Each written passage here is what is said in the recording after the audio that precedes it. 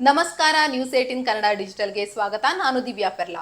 ಕೇರಳದ ಪ್ರಸಿದ್ಧ ದೇವಸ್ಥಾನ ಶಬರಿಮಲೆ ಸನ್ನಿಧಾನದಲ್ಲಿ ಚಿನ್ನ ಕಳವು ಪ್ರಕರಣಕ್ಕೆ ಸಂಬಂಧಿಸಿದಂತೆ ಕಾಂತಾರದ ನಟನಿಗೆ ನೋಟಿಸ್ ಅನ್ನ ಕಳುಹಿಸಲಾಗಿದೆ.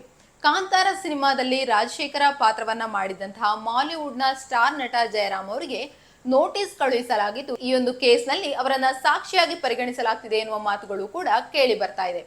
2019ರಲ್ಲಿ ಕೇರಳದ ಶಬರಿಮಲೆ ಸನ್ನಿಧಾನದಲ್ಲಿ ದ್ವಾರಪಾಲಕ ಹಾಗೂ ಪ್ರವೇಶ ದ್ವಾರದಲ್ಲಿದ್ದಂತಹ ಚಿನ್ನದ ದುರಸ್ತಿಗಾಗಿ ಅದನ್ನ ಚೆನ್ನೈಗೆ ಕಳುಹಿಸಿಕೊಡಲಾಗಿತ್ತು. ದುರಸ್ತಿಯಾಗಿ ಬಂದಂತಹ ಚಿನ್ನವನ್ನ ಪ್ರದರ್ಶಿಸುವ ವೇಳೆ ಪೂಜೆಯನ್ನು ಕೂಡ ಹಮ್ಮಿಕೊಳ್ಳಲಾಗಿತ್ತು. ಈ ಒಂದು ಪೂಜೆಯಲ್ಲಿ ನಟ ಜಯರಾಮ್ ಅವರು ಕೂಡ ಭಾಗಿಯಾಗಿದ್ರು. ಈ ಪೂಜೆಯ ನಂತರ ಆಡಿಟ್ ನಡೆದಾಗ ಚಿನ್ನದಲ್ಲಿ ಇಳಿಕೆಯಾಗಿರುವಂತದ್ದು ಗಮನಕ್ಕೆ ಬಂದಿದೆ.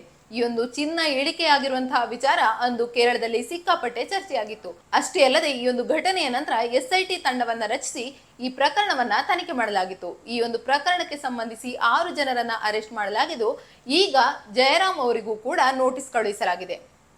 ಈ ಎಲ್ಲ ಬೆಳವಣಿಗೆಗೆ ಸಂಬಂಧಿಸಿ ನಟ ಜಯರಾಮ್ ಅವರು ಪ್ರತಿಕ್ರಿಯಿಸಿದ್ದು, ನಾನು 50 ವರ್ಷಗಳಿಂದ ಶಬರಿಮಲೆಗೆ ಭೇಟಿ ಕೊಡ್ತಾ ಇದ್ದೇನೆ.